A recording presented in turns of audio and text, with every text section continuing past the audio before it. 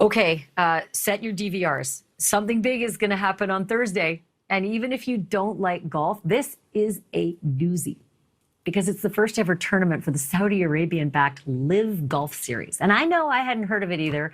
I might not have even cared so much about it until I heard the kind of money that they're throwing around to make this thing a success. And then also until I heard about the kind of money they're throwing at famous PGA golfers to make them turn their backs on the PGA and join the Saudi League instead. When the tournament kicks off outside of London on Thursday, 48 professional golfers are going to walk onto the links and basically declare just by being there that they are okay with being paid by a regime that ordered the murder of this man, a famous journalist I used to work with back in 2002, Jamal Khashoggi. Players like Phil Mickelson and Dustin Johnson, who's ranked 15th in the world and is married to Wayne Gretzky's daughter, Louis Oosthuizen and Sergio Garcia, they're all playing too.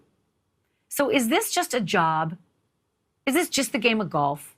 Or is this a sellout to the highest bidder who also happens to be murderous? Joining us now to break it down is Chantal McCabe, who's a reporter and host on ESPN and SiriusXM and hosts the show PGA Tour Live. And Brad Means has been an anchor and reporter for the last 24 years with WJBF in Augusta, Georgia, which means that he's covered a lot of Masters championships. Welcome to both of you. Chantal, I want to begin with you if I can. I'm from Winnipeg. And, a couple decades ago, we lost the Winnipeg Jets because bigger, glossier money bags came in and we couldn't afford them. So I am very sensitive to having people stolen away by rich folk. And it feels like the PGA could be gutted if the Saudis keep doing this. Is there a risk that this just could keep going? The money will go up, the Saudis have endless supply, and the golfers are all going to leave the PGA?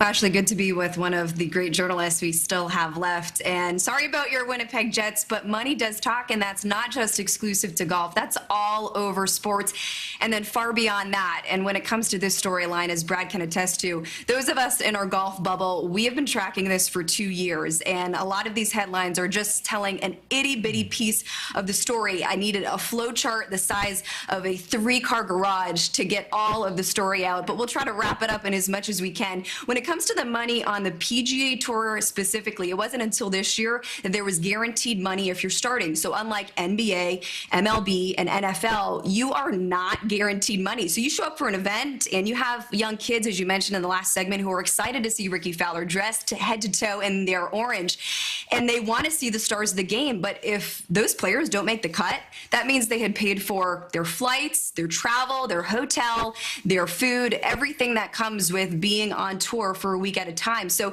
there's some nuances to this that is part of the story of why players are motivated for this money. And the most glaring thing, you throw out some facts and figures, $200 million is what is reported, and there's no confirmed numbers as it stands right now, but $200 million is what we've been told, players have been told that they will get, and that is confirmed as something that players really want to have. Now, if you look at the biggest purse on the PGA Tour, you lose a lot more than you win. So the biggest purse, one person got $3.6 million for a win this season at the Players' Championship. And so $200 million versus $3.6, we're talking about a significant difference. And the PGA Tour has started to put some programs in place to incentivize players and say, hey, we want to keep you here, not just for legacy, but we know that money is important. And this sport is a lot different than what you see in other parts of the game.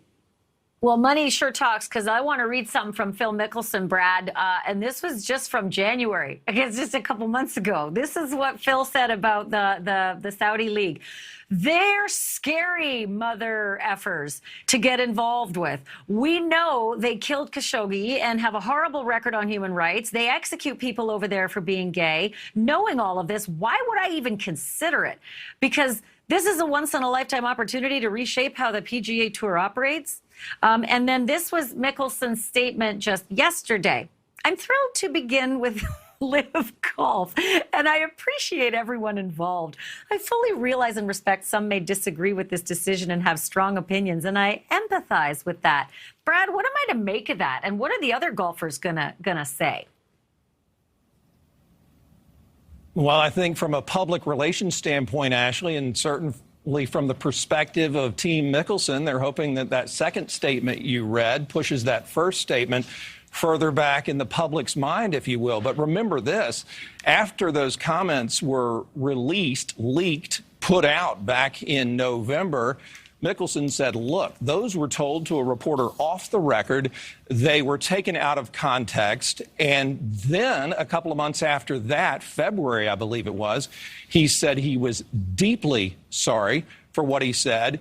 Those words do not reflect his true feelings, and he issued an apology.